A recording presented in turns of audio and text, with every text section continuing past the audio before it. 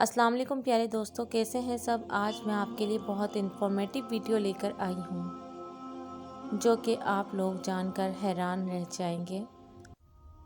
Science की नज़र में तदफीन के एक दिन बाद यानी ठीक 24 घंटे बाद इंसान की आंतों में ऐसे कीड़ों का गिरवा सरगर्म अमल हो जाता है जो मुर्दे के पाखाने के रास्ते से निकलना शुरू हो जाता है।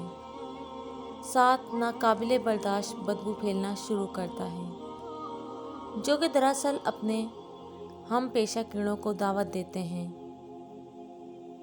ये ऐलान होते ही बिच्छू और तमाम कीड़े मकोड़े इंसान के जिस्म की तरफ हरकत करना शुरू कर देते हैं और इंसान का गोश्त खाना शुरू कर देते हैं। तदफीन के 3 दिन बाद सबसे पहले नाक की हालत तब्दील हो जाना शुरू हो जाती है। 6 दिन बाद नाखून गिरना शुरू हो जाते हैं। 9 दिन के बाद बाल गिरना शुरू हो जाते हैं। इंसान के जिस्म पर कोई बाल नहीं रहता और पेट फूलना शुरू हो जाता है।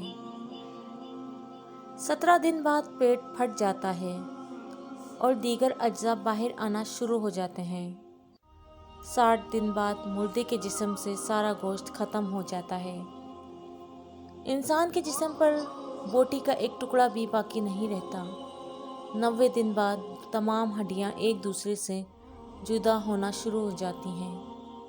1 साल बाद हड्डियां बोसीदा हो जाती हैं और बला आखिर जिस इंसान को दफनाया गया था उसका वजूद ख़त्म हो जाता है। तो मेरे दोस्तों, गरूर, तकब्बुर, हिर्स, लालच, घमंड, दुश्मनी, हसद, बुग़्ज़, जलन, इज़्ज़त, वक़ार, नाम, ओहदा, बादशाही, ये सब कहाँ जाता है? सब कुछ खाक में मिल जाता है। इंसान की हैसियत ही क्या है? मट्टी से बना है, मट्टी में दफन होकर मट्टी हो जाता है।